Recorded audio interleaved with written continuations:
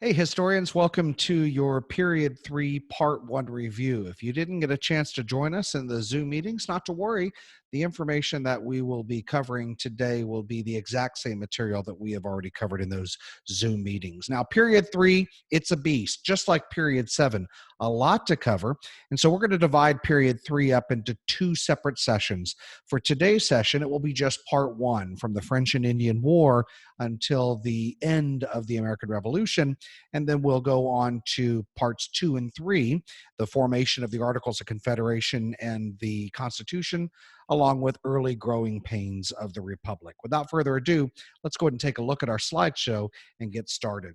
Here we are in one of the most famous iconic pictures of John Trumbull's painting there of the signing of the Declaration of Independence. But to get to this point, many in history will think that this event just occurred out of thin air, that at an afternoon, colonists decided to get together and say, enough's enough. We want to throw away the shackles of King George and his tyranny and form ourselves a new American republic.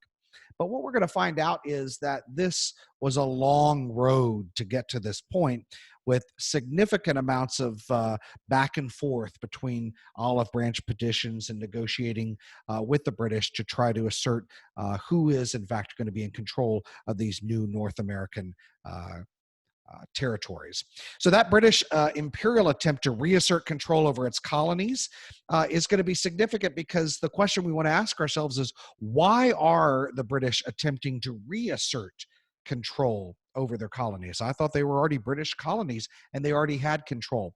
Well, as we're going to find out, there's a period of salutary neglect where the colonies were largely ignored, not because the British didn't care, but you have to think about the expanding British Empire. Well, the sun never set on the British Empire. And they're going to be focusing in the Middle East and Africa and South Asia and East Asia.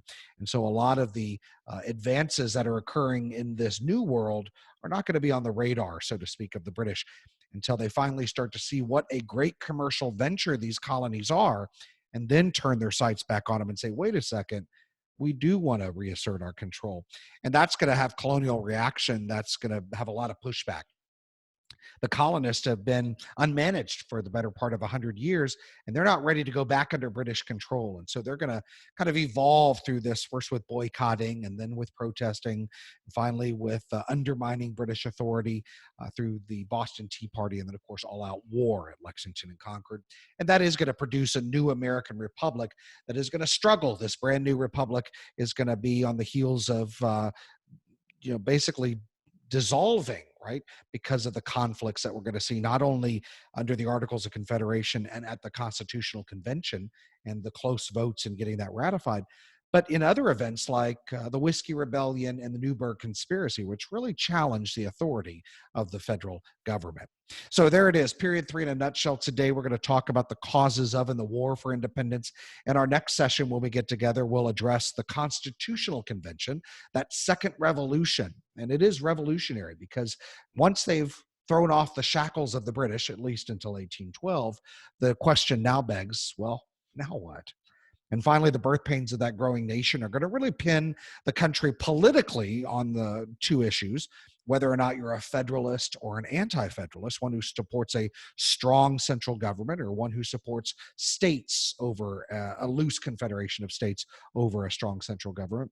And then there's going to be this debate from foreign policy. Are you an Anglophile supporting the ideas of the British, or a Francophile, particularly in the throes of the French Revolution, Thomas Jefferson being one of the great Francophiles, both with his foreign diplomatic efforts in France and then coming back to the United States, and then to expand his presidency with the Louisiana Purchase. But our trail to revolution would not be complete unless we brought in some period 2 contextualization. And I know on this modified exam, they're only going to be focusing on periods 3 through 7, but we would really cheat ourselves of some rich contextualization, some rich causes to the effects that we find out in period 3. So it's worth noting that in 1607 to 1700, we do see a lot of these early forms of government. Some of the earliest forms of government and constitutions can be found even with William Bradford there off the coast of Provincetown in the Cape Cod area for the Mayflower Compact, right? This is not necessarily a constitution or a form of government, but it is some of the earliest forms of foundation, if you will, of a social contract between people giving up some of their rights for the greater good of the whole. We see the fundamental orders of Connecticut being drawn up in this time period, as well as individual legislatures, Massachusetts having their own colonial legislature, along with the Virginia House of Burgesses down near the Jamestown colonies in the Chesapeake region, individual established legislatures that for the better part of 100 years are going to self-govern. So again, you can imagine the British coming back in and wanting to reassert their control over that, and the colonists are going to say, not so fast. That salutary neglect and subsequent navigation acts from an economic standpoint are going to pose additional challenges for the colonists. Many of these joint stock companies, while generated in England, are going to allow for manufacturing to be from England back to the States, and that marketplace is going to be buying a lot of the stuff that comes out of a largely manufacturing Europe. But we're going to see an exporting of tobacco and other staples back to England. And so these navigation acts, once they start to clamp down, are going to really put pressure on these New England merchants. That's why the birthplace or the epicenter of revolution is going to come from Boston and from New York. It's because the New England merchants are going to feel the brunt of this navigation, and various navigation acts are going to be put into place in period two. Edmund Andros comes over and tries to establish a dominion of New England. This is the first real kind of visual control of the British coming back to the colonies from 1686 to 1689. And you could see from that very small time frame why the Dominion of New England was not very effective, because the colonists, in essence, didn't listen to them. Almost like a substitute teacher standing in front of the class and saying, class, class, class. And the class continues to do what they decide. And then circa 1680 to about 1800, really, I'm going to take this all the way up until the end of period three. The Enlightenment is really going to shape the ideals of this revolutionary spirit through the writings of John Locke and his second treatise on government, when he says the life, liberty, and the pursuit of property. A lot of the text coming from John Locke into our own Declaration of Independence, penned by Thomas Jefferson. And lest we forget, from about 1720 to 1740, we have this time period of the First Great Awakening, and period two, the likes of George Whitefield and Jonathan Edwards and Sinners in the Hands of an Angry God are taking theological perspectives, ecclesiastical and eschatological perspectives back to the colonists, and letting them decide for themselves how they want to have a relationship with God. And the church is not going to be a structure that is a neo-Gothic cathedral with all the trappings of the Church of England, but they're going to be meeting in the woods and meeting in log cabins. And so religion, right, challenging the authority of the church, is also going to be mixed into that tapestry of revolutionary spirit. If we look at this map from circa 1750, we see an expansive French Louisiana. We're not going to really concern ourselves with the land claimed by Spain in the southwest portions, or the unorganized territory of the Pacific Northwest. But the focus for today's discussion is going to be at least on this French Louisiana territory.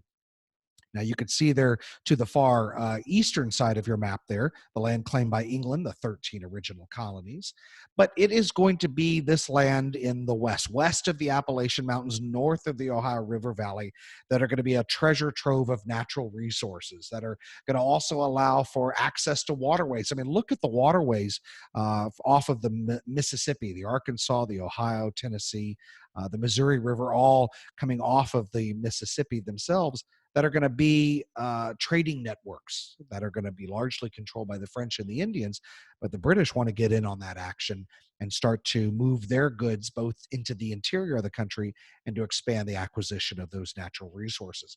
And that's going to get us to this 7 Years' War, this French and Indian War, this conflict that is going to intensify as British and French rivalry increases over the expansion of the British colonies going into the interior of North America. Not only is it territorial acquisition, but it is encroachment on that French and Indian trade network.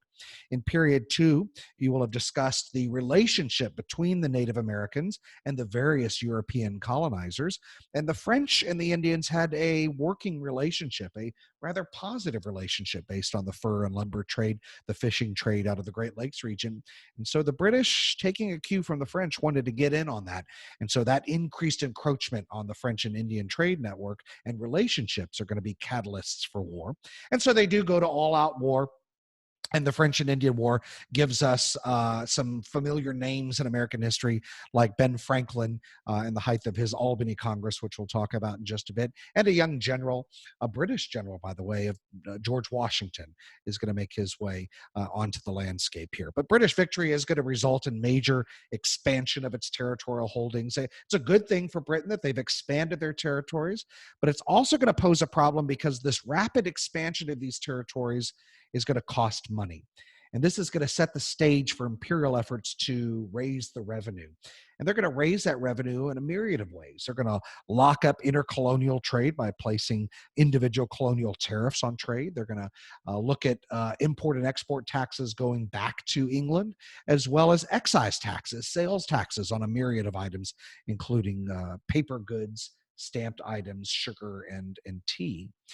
And we're also going to see an increased consolidation and control over the colonies. So uh, British troops, if you will, that are left behind from the French and Indian War aren't going to go back, but they're going to need a place to live. And so we're going to see some quartering of troops there. We're going to see forts that are going to be left still manned, that are going to be a concern for this area. And so this increased consolidation and control of the colonies is doesn't make the colonists happy because of the increased presence of British troops there, and that allows for their messaging to be very clear. So if you were to walk through the streets of Boston uh, 10 years ago, it would be free of redcoats, and now it seems to be quite a few redcoats still sticking around, and they haven't seen nothing yet until 1776. Proclamation Act of 1763, because of that conflict out onto the frontier with those forts and between British subjects and the Indians, are going to prompt the crown to say you can't go west of this line. And once you limit that movement of the Englishmen, well, the rights of the Englishmen are going to be violated. You can't tell me where I can and can't live. And so that Proclamation Act of trying to keep people east of the Appalachian Mountains is going to prove to be problematic in the days ahead. So we lest forget the context of period two. In the midst of all of this, right, post French and Indian War, we've got salutary neglect, that ignore, now reassertion of that control, and then the diverse colonies socially and economically. You have to remember, too, in the context of this time, once you move to a colony, for the most part, you lived in that colony for the rest of your life. You weren't an American. You weren't really an Englishman. You were a Pennsylvanian. You were a Virginian. So this colonial pride really was instilled in these individuals. And so any kind of threat to that individual colonial pride, any kind of threat to that individual colonial autonomy was going to be a affront to their civil liberties and thus causation for going to war against Great Britain. Here's your pre-war and post-war boundary maps. You could see the territory of the British prior to 1754 being really sequestered to the East Coast and along the Appalachians. This disputed territory between Great Britain and France was largely where most of the war was being fought, particularly right along here, along the Alleghenies and the Piedmont, Western Virginia, and along the Ohio Valley. And then that acquisition of that territory is going to take, after the war, all of that territory to the Mississippi River. And we're not going to see any expansion of Louisiana until we get to Thomas Jefferson and the Louisiana Purchase. But up until this point, you could see with almost a drop of a hat, right after the Treaty of Paris, a tremendous amount of real estate was added to the British Empire in North America, posing all kinds of problems. Who can live where? What can happen? Who can do what? You can see that proclamation line there of 1763. But it's ultimately going to come down to that third grade social studies class, taxation without representation. Every one of you had that in a social studies class growing up as a kid, or perhaps in eighth grade U.S. history. But that taxation without representation is kind of the catalyst behind that. The colonies are going to unify against the British over what we're going to talk about as perceived and real constraints. In fact, in class, I often say, were the colonists justified in their pushback against the amount of debt that was accrued by the British Empire post French and Indian War, or were there real constraints? Was there a significant justification for this, or were they just big crybabies? But it's going to be those economic activities through those revenue acts, closing down intercolonial commerce and foreign trade, as well as clamping down on political rights, right? Really going in and breaking up these Virginia House of Burgesses and usurping these constitutions. Excuse me, as I get a little beverage here, a little hot tea. to usurp the political rights of these subjects by putting these individual legislatures under the thumb of the British Empire. We're going to see the very first emerging of a unified colonial landscape through the Albany Plan. Ben Franklin is going to suggest that, remember, I talked about earlier, you're a Virginian, you're a New Yorker, you're from Massachusetts. This first attempt to unify all of the colonies under one kind of banner, if you will. And that was a abysmal failure. The Albany Plan and the Stamp Act Congress was to address, hey, if we can all unify together, we can address these revenue acts as a whole and be much more effective in reaching King George. And many of the colonies thought that that was not a good idea, that they still appreciated their colonial autonomy. And you could see foreshadowing, right? Why this is going to be a factor in the Articles of Confederation in the years ahead, because how do you replace power with power, right? How do you exchange many tyrants only a few miles away with one tyrant 1,000 miles away? Taking a line from Mel Gibson in The Patriot there.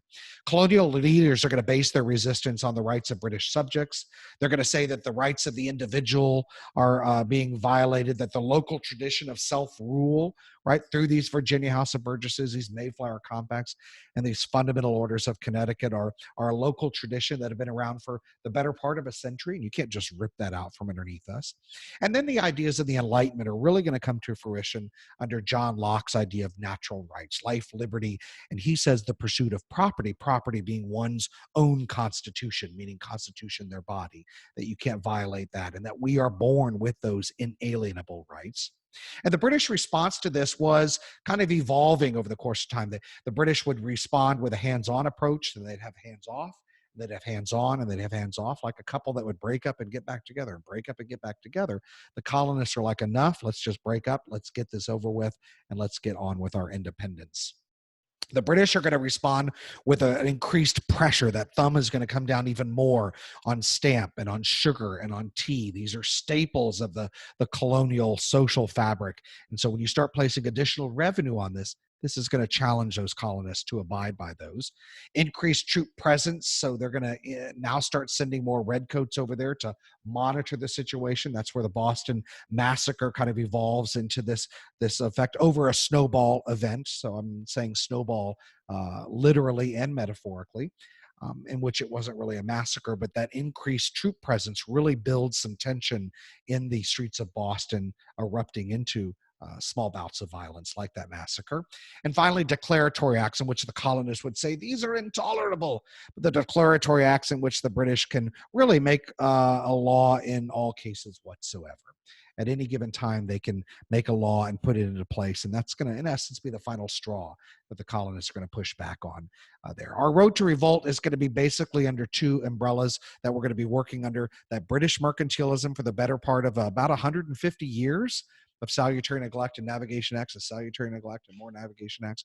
And finally, the last kind of straw before we get to really ramping up the war, that French and Indian War, paying off that post-war debt, generating those revenue acts, and of course, telling British subjects where they can and can't live, particularly west of the Proclamation Line.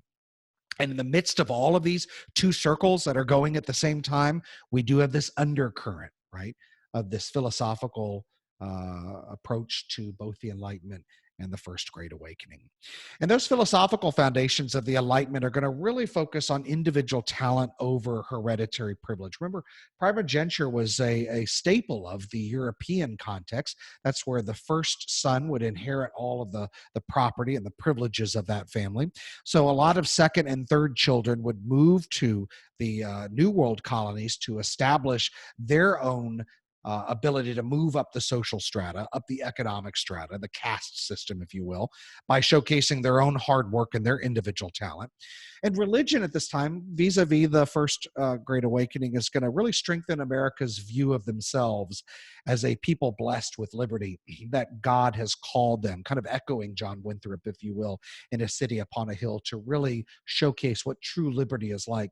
And King George does not have that sense of liberty. But our President George, will. I mean, what are the odds, right? King George, and then the first leader is going to be George, replacing it and trying not to look like the British Empire. Amazing, amazing in this time period. These ideals are expressed in a republican form of government. So we now have an increase. Pretty much every colony and soon-to-be state is going to have its independent legislature along with an independent constitution. These are going to be cemented. So you see why any kind of convention over the Articles of Confederation, any kind of convention over the Constitution is going to be a real challenge, right, for unifying the nation under one flag, because these republican forms of government, and I mean republican in lowercase republican, not in the current political context that you would think of. And Thomas Paine's Common Sense, along with Adam Smith's Wealth of Nations, are going to be keystone literatures that are going to help shape the economic idea of mercantilism vis-a-vis capitalism coming up. And then, of course, Common Sense, Thomas Paine clearly articulating that these are the times that try men's souls. Are you man enough to stand up to the cause? Are you man enough to stand up for what you believe in and fight for those values? Thomas Paine being amongst many, and the Sons of Liberty and those groups of the committees of correspondence through Boston, circulating that propaganda, that literature, to really get the spirit of the American people alive and well. And in the midst of this, we're going to see an increased awareness in the inequalities of society. Now, I'm not going to say that we're making a giant social leap forward in abolition movements, but certainly there are those in the colonies that are beginning to question the idea of slavery, particularly in the North, John and Abigail Adams, for starters. And we start to see, even with the Quakers and early abolition societies in Pennsylvania, starting to say that slavery is a moral issue that we can't ignore anymore. And that if we are going to be a country that has liberty, well, we've got to address this sense of liberty here in our own new nation. And the idea of republican motherhood, that women, and really articulated in this picture that you see on your screen here, women aren't just going to be sequestered to the minute domestic chores of the day, although they still will be, but that they're going to take a more pivotal role in the family structure by helping to shape young children, particularly boys, in the ideals of the American spirit, engaging the Republic by being patriotic. And so women are going to be viewed in this time period, particularly led by Abigail Adams, the First Lady under John Adams, our second president, to shape the spirit of the family and being much more of a prominent social role in the fabric of America. And lastly, these philosophical foundations of the revolution are going to prompt many of these future independent movements, for instance, in France and Haiti and in Latin America. You know, the French Revolution, as it erupts right at the beginning of the 19th century, is going to put the United States in a difficult position with foreign policy. Do we abide by George Washington's proclamation of neutrality and stay out of it? Or are the Francophiles under the leadership of Thomas Jefferson going to support the French efforts there? For after all, in the Treaty of Alliances signed with us in 1783, along with seeing our successes at the Battle of Saratoga and their support of us in the American Revolution, it should only be right that we would support them in the French Revolution. But that's to be determined, and we'll talk about that much later.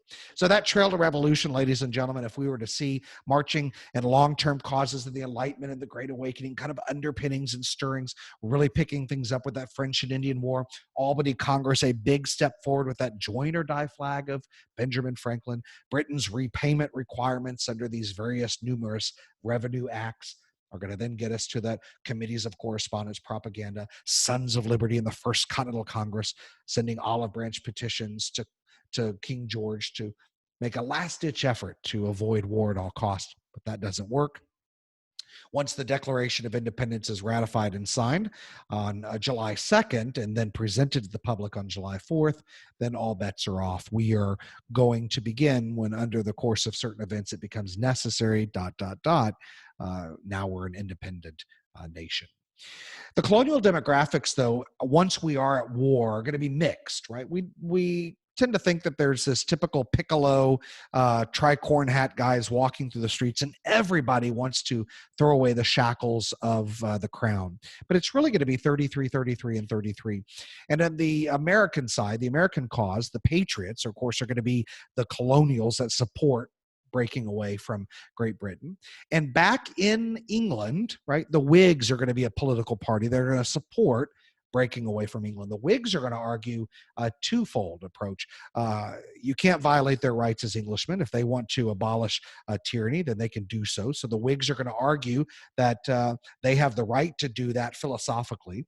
And the Whigs are going to make the argument in Parliament that's just too expensive to keep these colonies. Let them go. What good is going to come out of this area anyways? They're going to be insignificant and they won't be able to handle themselves. The loyalists, however, are those that support the crown. And there are still plenty of them in the colonies. The loyalists were really, if we've seen in some primary source documents, hunted by the Patriots. If you recall that one document we read months ago from North Carolina, they were at gunpoint saying, you will support this cause. And then likewise, the Tories back in Parliament are the ones that are going to support King George's efforts to keep the colonies from leaving the Greater British Empire. And lastly, we've got this group of fence sitters, the 33% of the colonies that are going to say, hey, we don't care. It's either way. And a large portion of these individuals are going to come from the South. And you can see why. Take a look at the Revolutionary War map in the North and the West from 76 to 80. And you can see most of the efforts of the war are going to be fought in and around the central mid-Atlantic region, right? The middle colonies, if you will. Upstate New York is going to see some of the action, but not much is going to happen in New England other than Boston. But a lot of the concentration is going to be here in the central portion of the United States, now the United States, but not much down here in the South. So you can see why, even in these early forms of sectionalism, it's going to be difficult to convince the Southerners to help pay back the war debt from the Revolutionary War, and why some of these battles are going to be fought here on the western slopes of Pennsylvania, even in these revolutions coming up later on in period 3. So, ladies and gentlemen, we're going to conclude here for today. I'm going to make the case as a historian and as a teacher that the American Revolution is not specifically one event. It's not the revolutionary, it's the war for independence, right? But really, the American Revolution is a time period of a large scale, and it's going to include these colonial responses like common sense and the propaganda literature from these committees of correspondence, pushing back at the Boston Tea Party. Remember, the Boston Tea Party lowered the cost of that tea. So it wasn't the issue of paying the tax at a lower rate. It was just simply if you even paid it, you would justify what Britain is doing. And then the Second Continental Congress. Now we have the war itself, right? From about 75 to 83, we've got those shots fired, shots heard around the world at Lexington and Concord, Battle of Saratoga and the Treaty of Alliance getting France's support, Cornwallis and the surrender at Yorktown, followed by the Treaty of Paris. Seems like all these peace treaties are signed in Paris. And then the revolution is going to continue. I'm not even saying after the Treaty of Paris, the revolution is done. I'm going to say it's going to continue when we get into the halls of Pennsylvania, Philadelphia, specifically to decide how we're going to really form this new American government. And that's going to be through the Articles of Confederation and the Constitution, but that's a discussion for a later time period. So that's it in a nutshell, ladies and gentlemen, cut and dry. French and Indian War, salutary neglect, mercantilism coming to an end, revenue acts, ramping up colonial response to that, Enlightenment thinking, First Great Awakening, going off to war, and setting the stage for a new American Republic. All right, that's it for period 3, part 1. We will pick up our next discussion on period 3, parts 2 and 3 next time. But I do thank you for taking a brief moment out of your busy schedule to join me for this moment of learning, and I look forward to welcoming you back here next time. Take care.